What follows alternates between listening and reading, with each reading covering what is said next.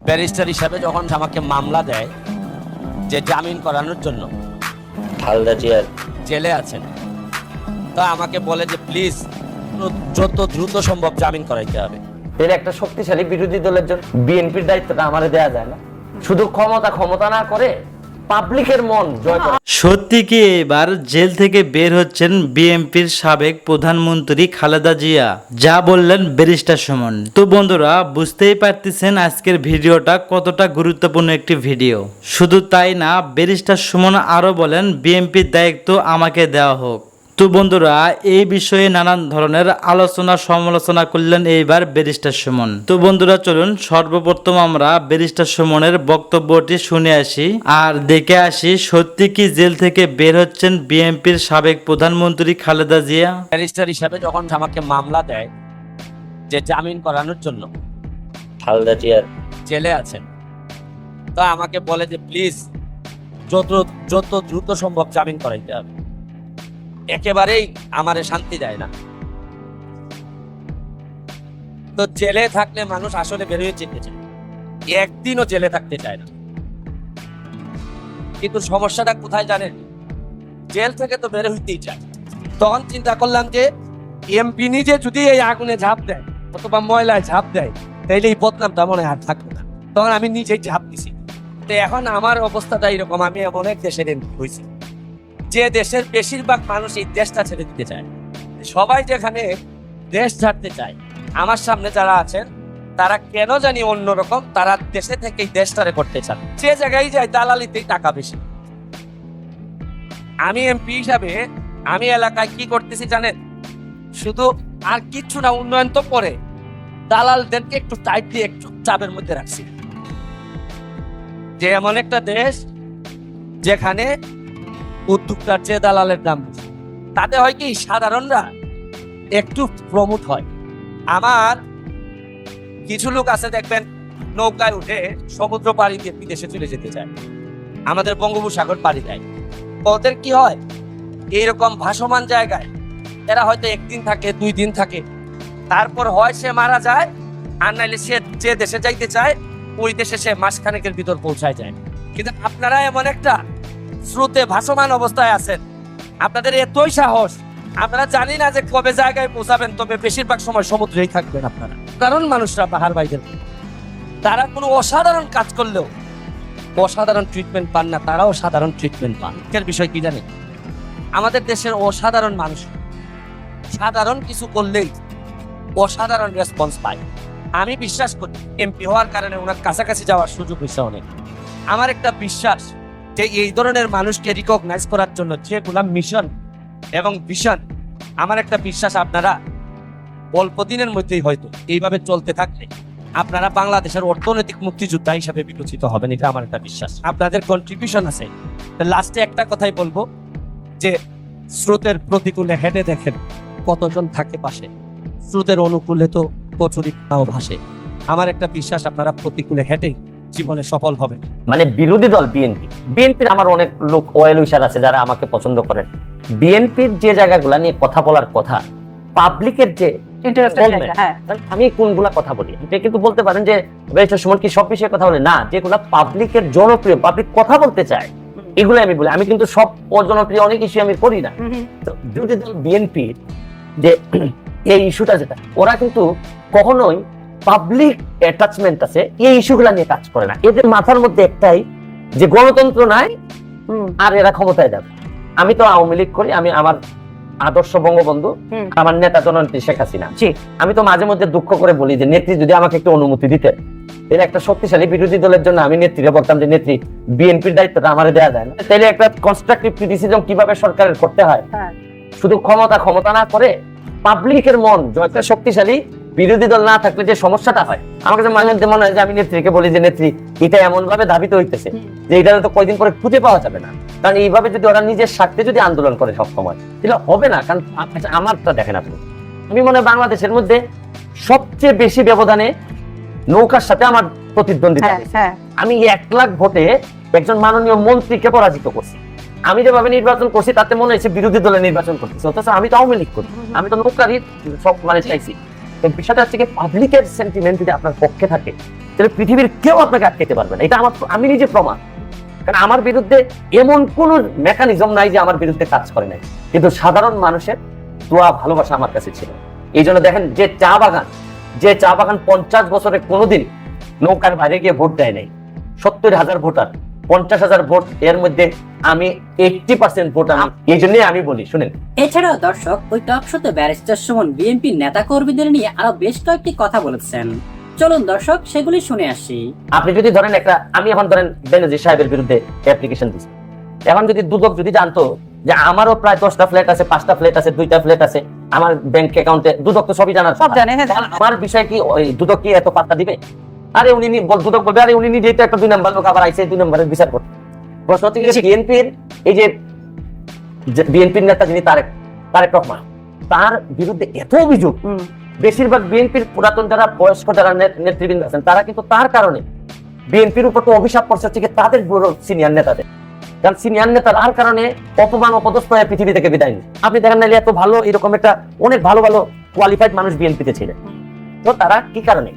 কারণ হচ্ছে কি, শুনেন, আপনার নীতির জায়গাটা যদি স্ট্রং না থাকে তাহলে আপনি আরেকজনের বলেন উই মাস্ট, আমি যে দুর্নীতি করে আপনি অন্যের দুর্নীতি নিয়ে কথা বলতে পারেন। আমি বলছি না যে এই সরকারের আমলে সবাই একেবারে পিসাব হয়ে গেছে, দুর্নীতি হচ্ছে না যে আমি বলছি না, দুর্নীতি হচ্ছে, কিন্তু এই সরকারের মাথা, এই সরকারের কিছু কিছু জায়গা আছে যারা বাংলাদেশকে ধারণ করে, এই কারণে এদের সাথে এদের মাত্র 5.5 মাস হয়েছে আমি এমপি হয়েছি। বুঝেন চান যে 5.5 মাস হয়ে এমন কি দরকার পড়লো যে আমারে মাইরে লাউন লাগবো? কেড়ে আমারে মৃত্যুর হুমকি দিল। আমি যদি এর সাথে ম্যানেজ করিয়া করে চলতাম তাহলে মারবো, কিন্তু তোমরা কোনো মারবার কথা কনি, মারবে তো কয় উপরতায়।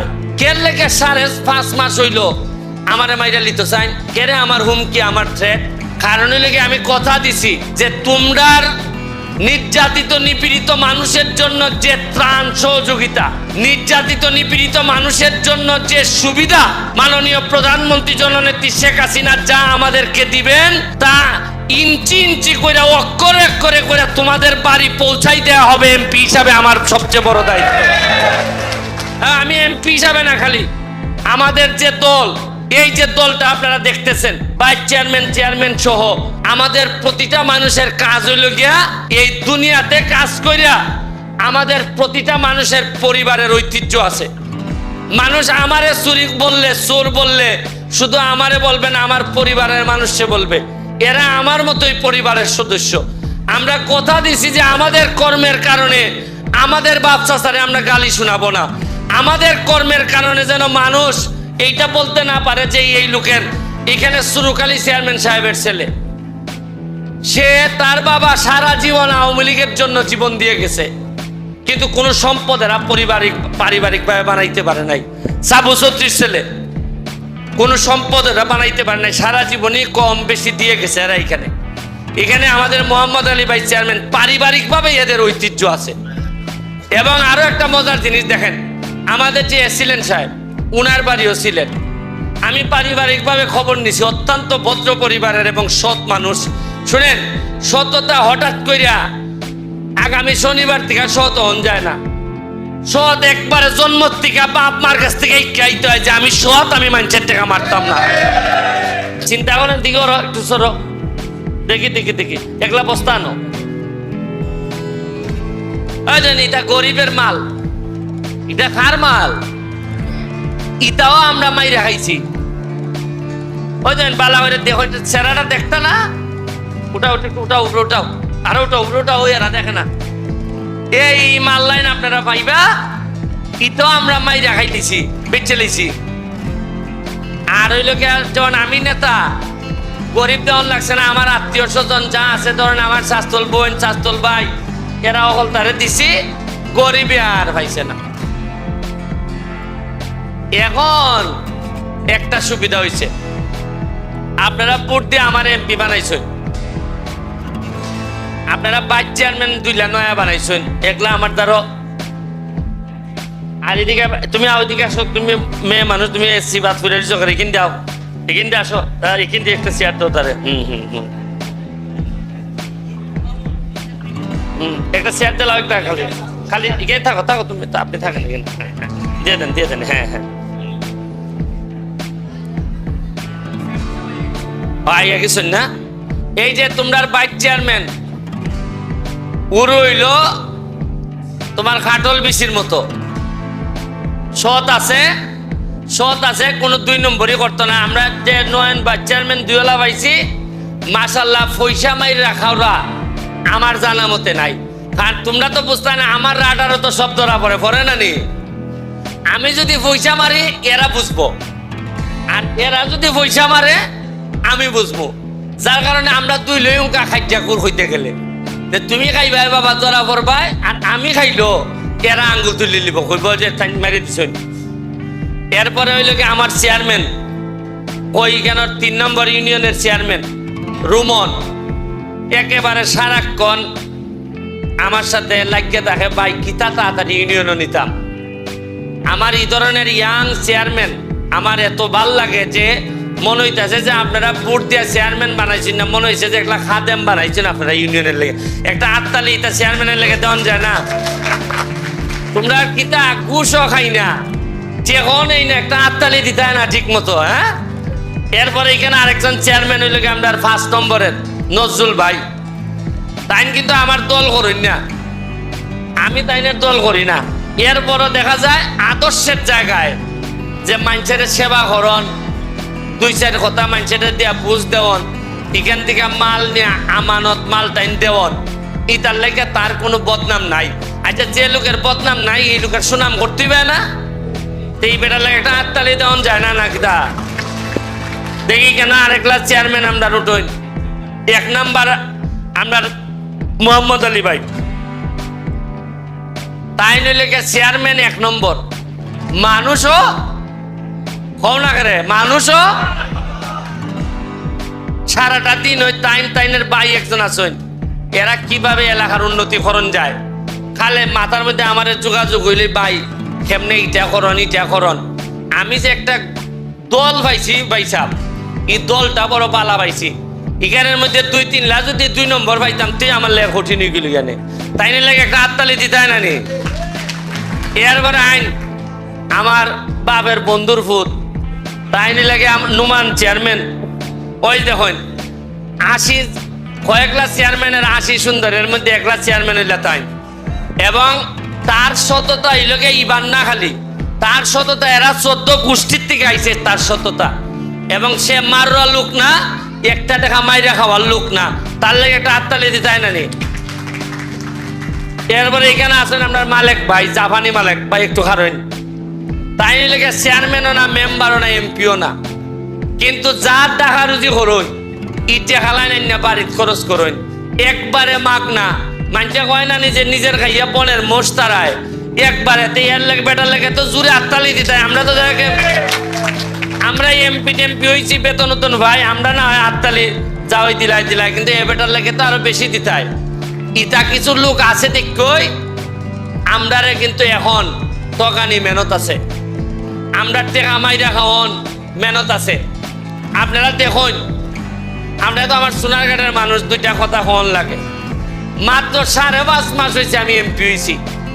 বুঝুন চান যে 5.5 মাস হয়ে এমন কি দরকার পড়লো যে আমারে মাইরে লাউন লাগবো? কেরে আমারে মৃত্যুর হুমকি দিল? আমি যদি এর সাথে ম্যানেজ করে চলতাম তাহলে মারবো, কিন্তু তোমরা কোনো মারবার কথা কওনি, মারবে তো কয় উপরতায়। কের লেগে 5.5 মাস হইল আমারে মাইরা লিতে চাই? কেরে আমার হুমকি, আমার থ্রেট? কারণ লেগে আমি কথা দিছি যে তোমরার নির্যাতিত নিপীড়িত মানুষের জন্য যে ত্রাণ সহযোগিতা, নির্যাতিত নিপীড়িত মানুষের জন্য যে সুবিধা মাননীয় প্রধানমন্ত্রী জননেত্রী শেখ হাসিনা যা আমাদেরকে দিবেন তা ইঞ্চি ইঞ্চি করে অক্ষরে করে তোমাদের বাড়ি পৌঁছাই দেওয়া হবে। এমপি হিসাবে আমার সবচেয়ে বড় দায়িত্ব। আমি এমপি হিসাবে না, খালি আমাদের যে দল, এই যে দলটা আপনারা দেখতেছেন, ভাইস চেয়ারম্যান সহ আমাদের প্রতিটা মানুষের কাজ হইল গিয়া এই দুনিয়াতে কাজ কইরা আমাদের প্রতিটা মানুষের পরিবারের ঐতিহ্য আছে। মানুষ আমারে চুরি বললে, চোর বললে শুধু আমারে বলবে না, আমার পরিবারের মানুষকে বলবে এরা আমার মতোই পরিবারের সদস্য। আমরা কথা দিছি যে আমাদের কর্মের কারণে আমাদের বাচ্চা সারে আমরা গালি শোনাবো না। আমাদের কর্মের কারণে যেন মানুষ এইটা বলতে না পারে যে এই লোকের এখানে সুরুকালী চেয়ারম্যান সাহেবের ছেলে, সে তার বাবা সারা জীবন আওয়ামী লীগের জন্য জীবন দিয়ে গেছে, কিন্তু কোন সম্পদ এরা পারিবারিক ভাবে বানাইতে পারে নাই। সাবু ছত্রিশ ছেলে, কোন সম্পদ এরা বানাইতে পারে নাই, সারা জীবনই কম বেশি দিয়ে গেছে এরা। এখানে আমাদের মোহাম্মদ আলী ভাই চেয়ারম্যান, পারিবারিক ভাবে এদের ঐতিহ্য আছে। এবং আরো একটা মজার জিনিস দেখেন, আমাদের যে এসিলেন সাহেব, উনার বাড়িও ছিলেন। আমি পারিবারিক ভাবে খবর নিছি, অত্যন্ত ভদ্র পরিবারের এবং সৎ মানুষ। শুনেন, সততা হঠাৎ কইরা আগামী শনিবার থেকে সৎ হন যায় না। সৎ একবারে জন্ম থেকে বাপ মার কাছ থেকে গাইতে হয় যে আমি সৎ, আমি মানুষের টাকা মারতাম না। এবং এই ধরনের মানুষ পাওয়া আমাদের জন্য ভাগ্যের ব্যাপার। আপনারা ত্রাণ দিতাম আইছি, আমি ওই দুনিয়ার থাকতাম না, কিন্তু তারপরও কেউরে 2 নম্বরই করবার লেগে দিতাম না। আর খাস সাথে 2 নম্বরই করে আমার সাথে করো। ওই যে বেটা সারা বছর বইয়ে টাকা 5,000 টাকা পাইবার লেগে 12টা মাস, তার এখান থেকে 500 টাকা নিবা। আরে 500 টাকা তো কম, 2,000ও নিন গা। খান নিরীহ বেটি মনে করে 3,000 যে পাইছি ওইটাই বেশি, 5,000 লাগতো না রে বাবা। কিন্তু আমি জানি না আপনারা কিতা দিতাম পারমু, তবে জননেত্রী শেখ হাসিনার সরকার যা দিব তারে বাড়াইয়া হইলো কিছু দেওয়া, এটা আমার দায়িত্বের মধ্যে পড়ে। এর লাগি আপনারা আমার অত ভোট দিয়ে এমপি বানাইছেন। নির্যাতিত নিপীড়িত মানুষের পক্ষে কেউ থাকতে চায় না। যতদিনই বাসি অথবা যতদিনই এমপি থাকি, অন্তত আপনাদের চোখের দিকে তাকাইয়া যেন আমি বলতে পারি যে গো মাই, যা পাইছিলাম তার দিয়া চেষ্টা করছি গো মাই, আমার সম্পদ বাড়ছে না। ওই তোমরা চেষ্টা করছি কোনো না কোনো ভাবে কিছু না কিছু দিবার। আপনারা জানোই নেই যে আমি এমপি বার ফরই, একটা বন্যায় পাইলো, ঠান্ডায় পাইলো, খরায় পাইলো। আপনারা জানেন যে একেবারে নিজের টাকা খরচ করিয়া এই পর্যন্ত প্রায় 1 লাখের কাছাকাছি আমি আমের চারা গাছ আনছি। আইনে আপনারা গ্রামে গ্রামে বিভিন্ন জায়গাতে স্কুলের মাধ্যমে আমের চারা পাঠাইছি। আপনারা জানেন আমি এমপি হইবার পরে নিজের পয়সা খরচ করিয়া কম্বল আনছি। আপনারা জানবা কি তার যে নিজের পয়সা খরচ করিয়া বড় বড় স্থাপনা বানাইতেছি, যেটা হইলে কি আমাদের পর্যটকরে যাতে বাইরের মানুষ যেন আমরা এলাকাত বেড়াইতে হয়, ইতার লেগে যা যা করা লাগে আমি তা করতেছি। ইতা আপনারা বুঝতে না, এমপি হিসাবে আমার আপার লেভেলের যে কাজ আমি তা করতেছি। শুরু করিতেছি মহান আল্লাহর নামে, যিনি পরম করুণাময় এবং অত্যন্ত দয়ালু।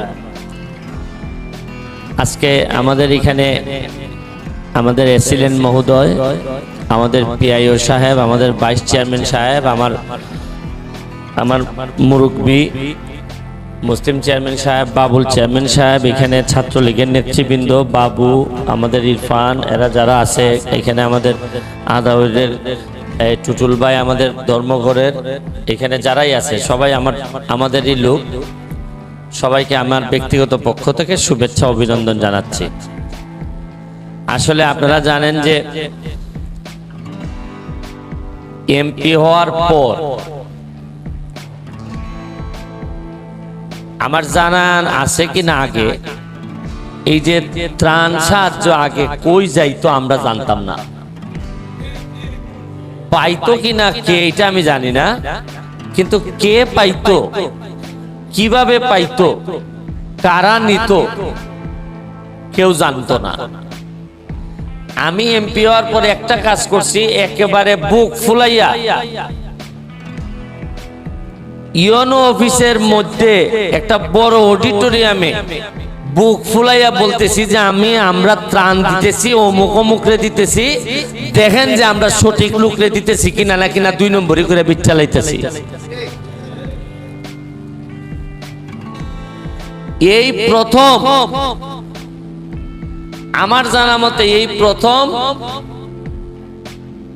যে চা বাগানের শ্রমিকরা 5,000 টাকা পাওয়ার কথা, এই 2-1 জন মানুষের নামে অভিযোগ আইছে, তারা 500 টাকা করে কাটতে লাইতেছে। কত করিয়া মানে আইছে কত? 5,000 দেয় কত? 4,500। হয় বেটি তোরে আমি বেটি আনছি দিতাম, তুই আমায় দিতে না নি 500-1,000। এই যে আমি টাকার থেকে বইয়া খবর পাইছি, যে ওই কাটিং কাটিং চলতেছে, কিতা চলতেছে। আমি প্রশাসনকে কইয়া দিলাম যে আমার বক্তব্য পরিষ্কার, আমি ওই দুনিয়ার থাকতাম না, কিন্তু তারপরও কেউরে 2 নম্বরই করবার লেগে দিতাম না। আর খাস সাথে 2 নম্বরই করে আমার সাথে করো। ওই যে বেটা সারা বছর বইয়া টাকা 5,000 টাকা পাইবার লেগে 12টা মাস, তার এখান থেকে 500 টাকা নিবা। আরে 500 টাকা তো কম, 2,000ও নিন গা। খান নিরিও বেশি বেচে মনে করে 3,000 যে পাইছি ওইটাই বেশি, 5,000 লাগতো না রে বাবা। কিন্তু আমি জানি না আপনারা কিতা দিতাম পারবো, তবে জননেত্রী শেখ হাসিনার সরকার যা দিব তারে বাড়াইয়া হইল কিছু দেওয়া, এটা আমার দায়িত্বের মধ্যে পড়ে লাগে। আপনারা আমার অত ভোটে এমপি বানাইছেন। নির্যাতিত নিপীড়িত মানুষের পক্ষে কেউ থাকতে চায় না, সব থাকতে চায় বড় বড় হেড অমলা লোকের পক্ষে, ওই মুসলিম চেয়ারম্যানের পক্ষে, ওই বাবুল চেয়ারম্যানের পক্ষে, এরার পক্ষ থাকতে চায়। মনে করে যে আরে গরিব মরে নে কিতেই তো, এটা বেশি মানুষ কিছু মরলে অসুবিধা কিতা, ওইটা মনে করে অনেকে। কিন্তু না, কারণ আমি এবার দেখছি যে দুনিয়ার চেয়ারম্যান, দুনিয়ার মেম্বার আর দুনিয়ার এমপি হইয়া আখেরাত আমি আর আইতাম চাই না। কারণ আখেরাতটা যদি আমার থাকতে হয়, তে দুনিয়ার চেয়ারম্যান, মেম্বার এবং এমপি অবস্থায় আমি এমন কাজ করে যেতে পারতাম না যাতে আমি আখেরাত থেকে মুখ দেখাইতাম না পারি। আপনারা এখানের মধ্যে বস্তা, এক একটা বস্তার মধ্যে লেখা আছে যে কিতা কিতা পাইবে। একটা বস্তা তুলেছেন দিকে একটু, এই যে এই বস্তাটার মধ্যে লেখা আছে, এটার ভিতরে কিতা কিতা আছে। বাইক নিয়ে যদি দেখুন কিছু কম লাগে না তা তো আবার যোগাযোগ করবা। যদি দেখুন যে খেটায় কুস্তা পাতলা বানাই লিছে না তা তাইলে আবার সাংবাদিক কেন বড় আছে। মাধবপুর মাশাআল্লাহ এটার অভাব নাই। আপনারা টাকিয়া কইবা যে ভাই সাহেব কেন কম পাইছি, এরা আমারে জানাই দিব, যেভাবে জানাই দিব। আপনারা এটা হিসাব করে নিবা। আমি অত্যন্ত কৃতজ্ঞ মাধবপুরের প্রশাসনের প্রতি, বিশেষ করে আমাদের ইয়নো সাহেব, ফয়সাল সাহেব। আপনারা তার মা খুবই অসুস্থ, তার মায়ের জন্য দোয়া করবেন। উনি অসুস্থতা, তার মায়ের অসুস্থতার কারণে আজকে আমাদের সাথে থাকতে পারেন নাই। আমরা সবাই তার এই রোগ মুক্তির জন্য দোয়া করি। এখানে এসিলেন সাহেব, পিআইও সাহেব, মানে আমি কি বলবো যে উনাদের কাছে আমি ব্যক্তিগতভাবে কৃতজ্ঞ। যেভাবে আমি চাইছিলাম উনারা যে আমার সহযোগিতা করতেছেন, উনারা আমার সহযোগিতা না করলে কিন্তু আমি কষ্ট হয়ে যেত আমার এইভাবে করা। আপনারা আমার জন্য দোয়া করবেন যাতে যতদিনই বাসি অথবা যতদিনই এমপি থাকি, অন্তত আপনাদের চোখের দিকে তাকাইয়া যেন আমি বলতে পারি যে গো মাই যা পাইছিলাম তার দিয়া চেষ্টা করছি গো মাই, আমার সম্পদ বাড়ছে না, ওই তোমরা চেষ্টা করছি কোনো না কোনো ভাবে কিছু না কিছু দিবার। আপনারা জানোই নেই যে আমি এমপি এবার ফরই, একটা বন্যায় পাইলো, ঠান্ডায় পাইলো, খরায় পাইলো। আপনারা জানেন যে একেবারে নিজের টাকা খরচ করিয়া এই পর্যন্ত প্রায় 1 লাখের কাছাকাছি আমি আমের চারা গাছ আনছি। আইনে আপনারা গ্রামে গ্রামে বিভিন্ন জায়গাতে স্কুলের মাধ্যমে আমের চারা পাঠাইছি। আপনারা জানেন আমি এমপি হবার পরে নিজের পয়সা খরচ করিয়া কম্বল আনছি। আপনারা জানবা কি তার যে নিজের পয়সা খরচ করিয়া বড় বড় স্থাপনা বানাইতেছি, যেটা হইলে কি আমাদের পর্যটকরে যাতে বাইরের মানুষ যেন আমরা এলাকাত বেড়াইতে হয়, ইতার লেগে যা যা করা লাগে আমি তা করতেছি। ইতা আপনারা বুঝতে না, এমপি হিসাবে আমার আপার লেভেলের যে কাজ আমি তা করতেছি। একই সাথে আপনারা যে বরাদ্দ হয়, এই বরাদ্দর জন্য হাত দিতে না পারো। যেমন আমি টাকা বইয়া যদি খালি কই না না আমি তো কোনো পয়সা খাই না পয়সা, আর আমার ফিসের যে লাইন, এই লাইনতে দেখা যায় এখানে আইলে পরে মাইরিয়া হইব ধরেন আমার ফিসের যে লাইন, এরা তো আমার সাথে নানি। আমি টাকা এরা হইয়া দিলাম, দেখো কোন লোকে যেন কম পায় না। আর কেন এরা মাধবপুর আইই খাইটা ব্যাগ অর্ধেক করা ধরলো। আমি আপনারা এইটাও কইতাম পারি খালি ডাহা বইয়া সততার বুলি দেওয়ার লোক আমি না।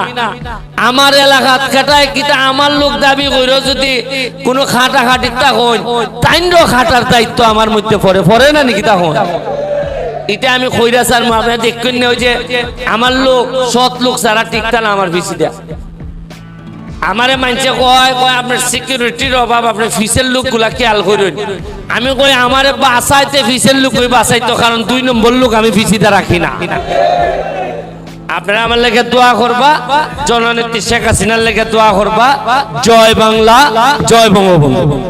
আর আমি কইতাম নি যে কাটিং করলে আমিও শাটিং করে দিব। 500 করে খাইছিল 2 মেম্বার ছেলে, সব আমার জানা আছে মাদক। এরা যত না নৌকা ছিল তার চেয়ে বেশি ছিল মাদক। শিলানি গো তোরা রেনকোট পাইছিস কইব যে পাইছি না কইবেন গে এই শিলানি তোরা কি আম গাছ পাইছস কইব পাইছি না কইবেন আমরা আমও পাইছি রেনকোটও পাইছি। দেখুন এরা জুতা লইয়া এরা নেতারে দৌড়তে লাগে। বিশ্বাস করেন এরা নৌকা নাম নেয় মুখে, মনের মধ্যে এরা বঙ্গবন্ধুর আদর্শ নাই। সে বঙ্গবন্ধুর মেয়ে চা বাগানের মানুষকে এত ভালোবাসে, এত বরাদ্দ দিতে চায়। এই বরাদ্দ আইন কিভাবে শেখ হাসিনার 5,000 টাকা বরাদ্দ কিভাবে 3,000 টাকা হয়ে যায় আমি জানতে চাই। ওই গত 5 দিনের আগের দিন নোয়াপাড়া বাগানে 5,000 করে দিছে, 500 করে নাই। কাটিং শুরু হয়েছে নি। আর আমি কইছিলাম নি যে কাটিং করলে আমিও শাটিং করে দিব। 500 করে খাইছিল 2 মেম্বার ছেলে।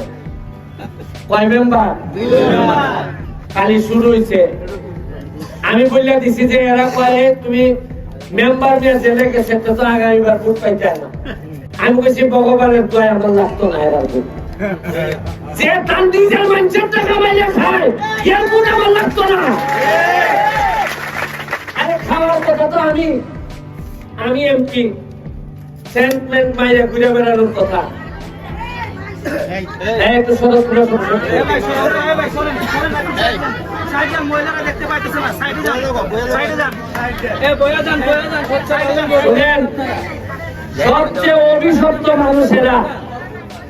সবচেয়ে অভিশপ্ত মানুষেরা যারা নিজের মানুষের টাকা মেরে খায়।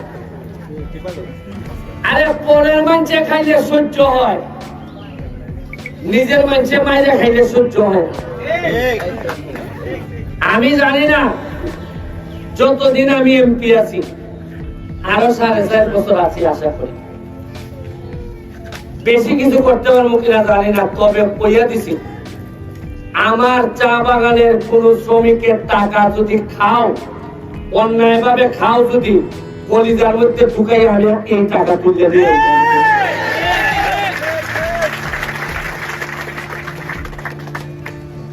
মজা মারে ফজা ভাই, আর চা বাগানে রাখালি বইটা ভাই, এটা আর হইতো না। ওই 5 বছরে একবার আইয়া কইবা গো দেবো একটা করতে লাগবো।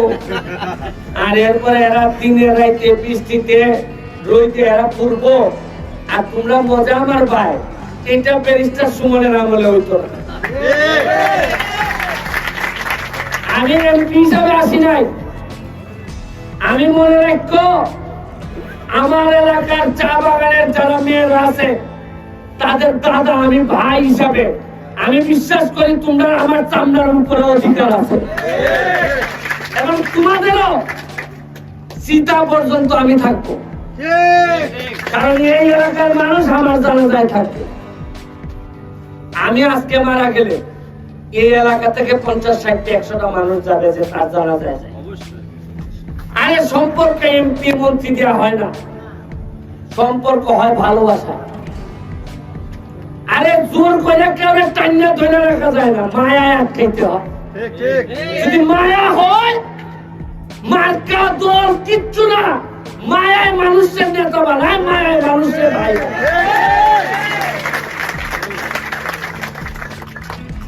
গত 50 বছরে খালি নির্যাতন হয়েছে আপনাদের উপর। বাড়তে দেওয়া হয়নি। চা গাছ যেভাবে একটা মাপ এরপরে বড় হয় না, আপনাদের কিভাবে একটু করা হয়েছে, এর চেয়ে বাড়তে দেওয়া হয় না। কিন্তু আপনারা তো মানুষ, আপনারা তো চা গাছ না, মানুষকে বাড়তে দিতে হবে। আজকে 3টা-4টা বাগানের বেতন দিতে পারে না, নোয়াপাড়ায় দিতে পারে না, দেউন দিতে পারে না, আজকে লালচান দিতে পারে না। আমার এইসবের ঘুম হয় না যে আমার। তো বন্ধুরা, আজকে শুনলেন আপনারা ব্যারিস্টার সুমনের মুখে নানান ধরনের বক্তব্য। ব্যারিস্টার সুমনের বক্তব্য শুনে আপনাদের কি মন্তব্য অবশ্যই কমেন্ট বক্সে কমেন্ট করতে ভুলবেন না। আর হ্যাঁ, এমন নিত্য নতুন আপডেট খবর সবার আগে পেতে এখনই আমাদের পিচ্চি সাকিব চ্যানেলটি সাবস্ক্রাইব করুন।